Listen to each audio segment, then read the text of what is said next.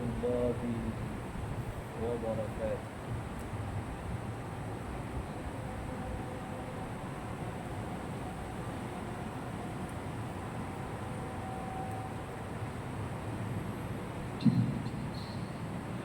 Assalamualaikum warahmatullahi wabarakatuh. Alhamdulillah wa kafa. Wassalatu wassalamu ala rasulil mujtaba, amma ba'd. Raditu billahi rabban wa bil islami dinan wa bi Muhammadin nabiyyan wa rasulah. Wa qala Allah ta'ala fi kitabihil karim: A'udzu billahi minasyaitonir rajim. Bismillahirrahmanirrahim.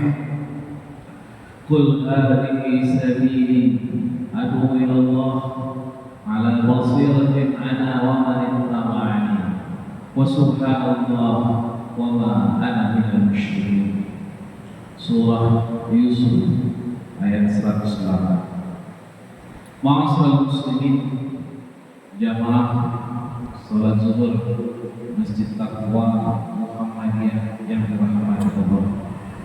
Alhamdulillah, kita bersyukur kepada Allah Subhanahu wa taala di bulan Muharram tanggal 29 Zulqa'dah, yang berarti hari ini adalah hari terakhir di bulan Zulqa'dah bagi yang melaksanakan ibadah kurban, bagi yang berkorban ataupun kita semuanya, maka disunahkan kalau ingin memotong kuku, memotong rambut atau lain sebagainya, maka hari ini hari terakhir, karena besok insya Allah sudah masuk 1 Zulhijjah, yang berarti kita disunahkan untuk menahan memotong kuku, rambut, kemaluan dan lain sebagainya, sampai nanti kita melaksanakan penyembelihan di tanggal 10, 11, 12, 13 Zulhijjah. Maka bagi yang hari ini ada ke masjid ingin memotong kuku, silakan. Tapi sunnahnya mulai besok kita menahan diri kita untuk tidak lagi memotong kuku, rambut dan segala halnya. Kita untuk salah satu hikmahnya adalah kita memuliakan 10 hari awal di bulan Zulhijjah ini. 10 hari awal di bulan Zulhijjah ini kita muliakan, dan ini adalah di antara hari-hari yang pertama kita mendapatkan kemuliaan dari Allah Subhanahu wa taala. Ma'asyiral muslimin, jamaah salat zuhur yang dirahmati Allah, ada beberapa prinsip. Topik kita adalah Asasiyatul Halaqah Al-Aqiyah Al-Islamiyah. Judul kita adalah Hasasiyah atau prinsip-prinsip di dalam pergerakan Islam, Al-Halaqah Al-Islamiyah. Ada beberapa prinsip yang harus kita miliki di dalam sebuah pergerakan Islam. Muhammadiyah adalah salah satu organisasi yang dimulai dari sebuah gerakan halaqah. Maka definisi Muhammadiyah itu adalah al-halaqatul dakwah, gerakan dakwah, amar ma'ruf nahi munkar dan tajdid yang bersumber daripada Quran dan Sunnah.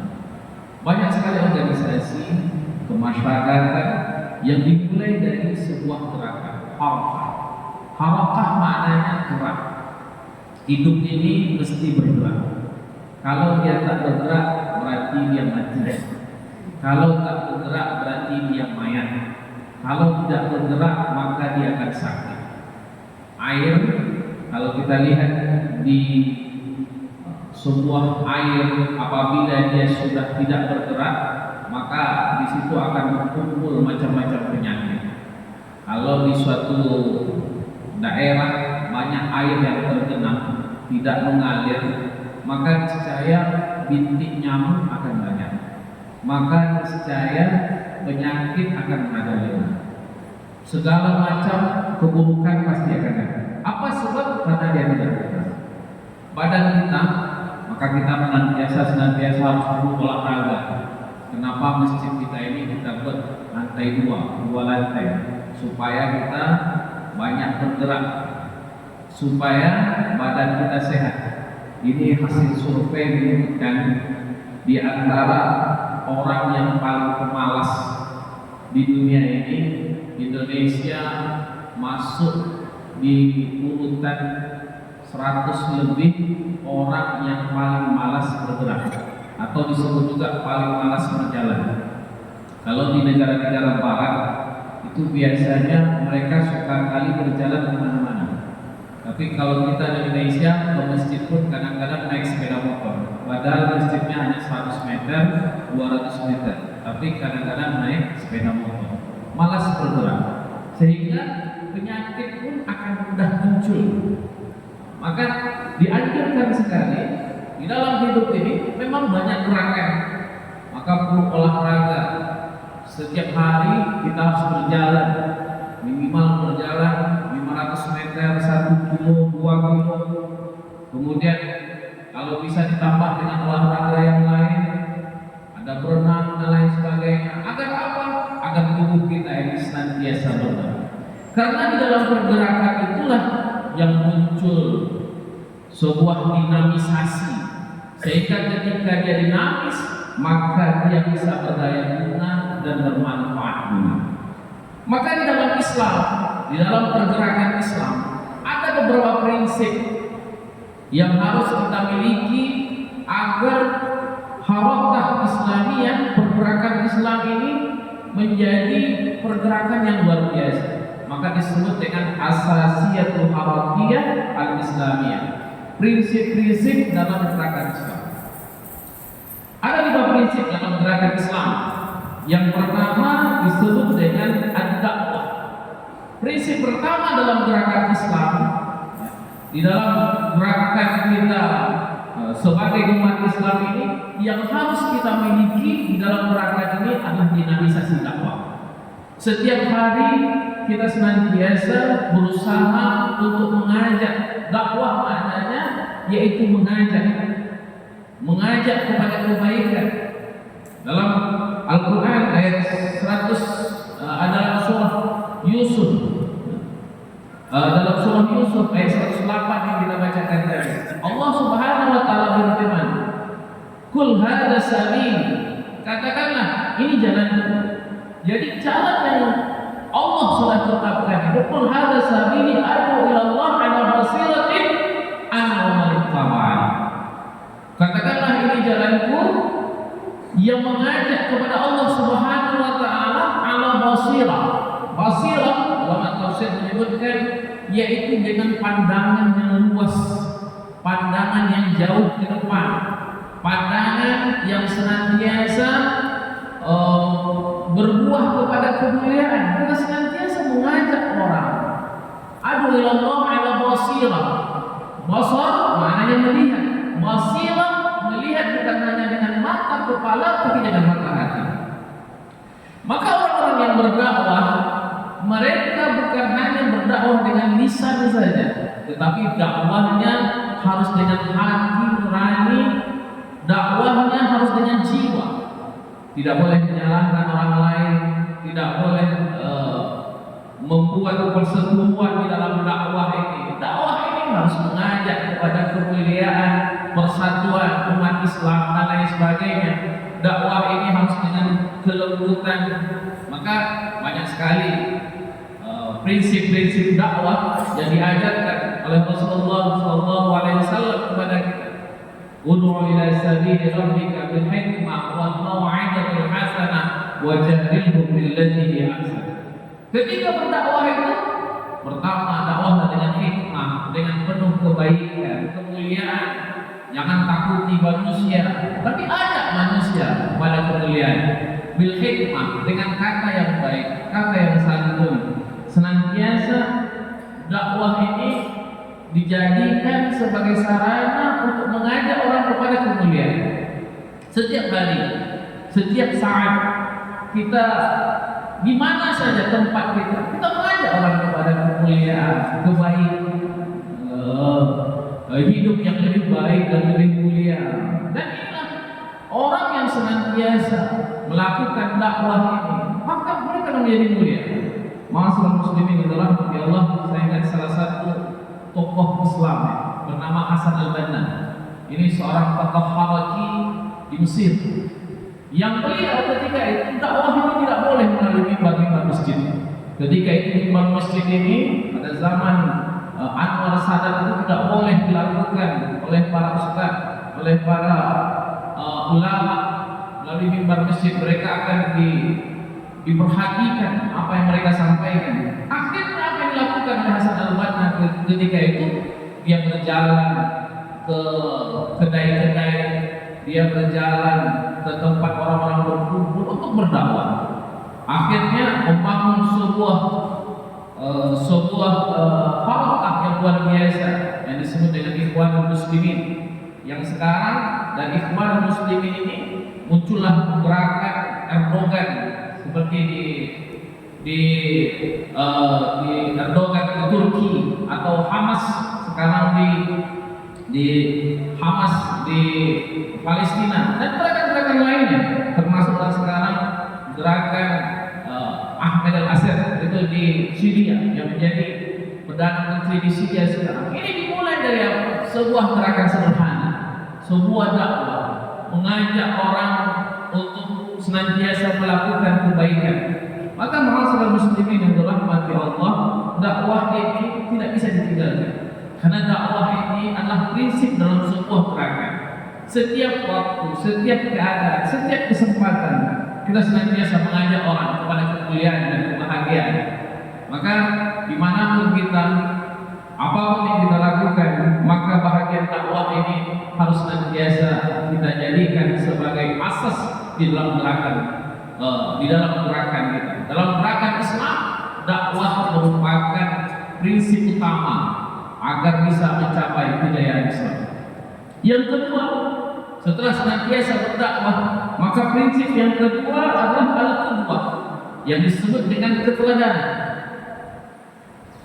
Agar gerakan ini menjadi gerakan yang mulia, qudwah adalah suatu prinsip yang sangat mendasar agar gerakan ini menjadi gerakan yang masif.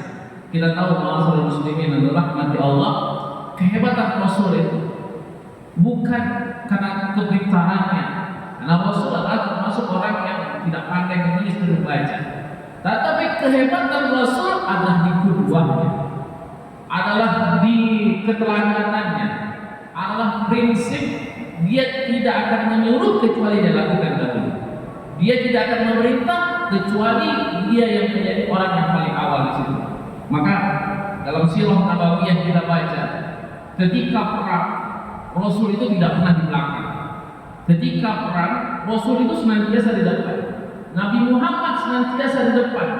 Bahkan dalam peristiwa Uhud kita baca, subhanallah, luar biasa. Dalam peristiwa Uhud, ketika perang terjadi, Rasulullah itu di barisan yang paling depan. Dia yang menghadapi musuh pertama kali. Sehingga kita tahu waktu itu gigi Rasul itu sendiri, dua giginya itu patah dalam perang Uhud itu. Dan beliau masuk ke dalam sebuah lubang, dan anak panah itu menancap di pundaknya. Dan Rasul mengatakan ketika itu bahwa sakitnya ketika dicabut anak panah itu oleh Abu Abdullah bin Jarrah, Abu Ubaidah bin Jarrah, yang mencabut anak panahnya itu adalah Abu Ubaidah bin Jarrah, yang dengan giginya dicabut anak panah itu. Rasul itu sampai merasakan kesakitannya selama 1 bulan. Artinya apa? Kedua, seorang pemimpin itu dia tidak akan pernah memerintahkan sesuatu, mengajak sesuatu kecuali dia sudah melakukan. Maka ma'asyiral muslimin adalah mati Allah. Maka yang diajarkan oleh para sahabat, oleh Rasulullah SAW dan para sahabat, qudwah itu menjadi prinsip bagi mereka. Ketika mereka mengajak kepada kebaikan, mereka lakukan dulu pertama. Seperti Rasulullah SAW mengajak para sahabat untuk bertabarru'an atau mengumpulkan harta untuk persiapan perang. Maka Rasul di antara orang yang pertama kali memberikan hartanya kepada Allah Subhanahu wa taala. Begitu juga dengan para sahabat Abu Bakar, Umar, Utsman, Ali, Abdurrahman bin Auf, Talha bin Zubair dan lain sebagainya. Mereka menjadikan qudwah, suri tauladan, contoh bagi generasi berikutnya. Maka kita tidak kesusahan bagi kita untuk melihat siapa contoh idola, siapa contoh orang-orang hebat dalam dunia Islam. Apa sebab terlalu banyak contoh yang bisa kita ambil.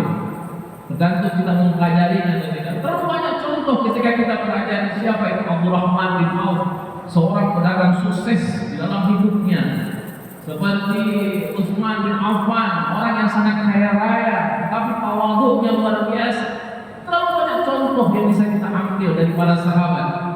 Terlalu banyak idola yang bisa kita jadikan dari sifat-sifat sahabat. Apa sebab? Karena mereka adalah orang-orang yang mengerti betul tentang asasiyat dakwah, tentang prinsip-prinsip dalam gerakan Islam, bahwa qudwah, contoh teladan, ya, panutan, apa yang dia perintahkan sama dengan dia kerjakan, ini dilakukannya. Maka gerakan Islam pada awal periode sungguh luar biasa kita lihat. Islam masif, bahkan ketika zaman Umar bin Khattab, Islam itu sudah sampai ke Mesir. Islam itu sudah menguasai hampir di Syria. Dan kita lihat tidaklah lama bagi umat Islam untuk menguasai negara-negara di sekitar Jazirah Arab ketika itu. Apa sebab? Karena qudwah. Yang ketiga adalah qudwah. Nah, ini yang paling penting, masalah muslimin yang dirahmati Allah, orang yang kuat, ya, prinsip bagaimana gerakan Islam ini menjadi gerakan yang hebat adalah kekuatan. Kita keluarkan semua energi kita, apa yang kita miliki, apa yang kita mampu untuk menegakkan syiar Islam ini. Kita senantiasa menjadikan gerakan Islam ini sebagai gerakan individu kita dan gerakan bersama kita untuk mencapai kemuliaan. Maka insya Allah dengan prinsip-prinsip dasar ini semua, adanya kepemimpinan di dalam masyarakat kita, inilah yang akan membuat kebesaran gerakan Islam ini. Gerakan Islam ini bukanlah gerakan individu. Gerakan Islam ini bukanlah gerakan kelompok. Gerakan Islam ini bukanlah gerakan suku dan lain sebagainya, tetapi ialah gerakan umat Islam di seluruh dunia. Maka insya Allah kita lihat sekarang umat Islam ini sudah bersatu di mana-mana. Saudi dengan Turki meminta kepada Amerika untuk melepaskan embargo kepada Syria. Kita berharap bahwa sesungguhnya persatuan umat Islam, kesepakatan umat Islam ini akan membawa kemuliaan dan kejayaan umat Islam pada masa yang akan datang. Nasrullah wa fadl wa syariful mu'minin. Wassalamualaikum warahmatullahi wabarakatuh.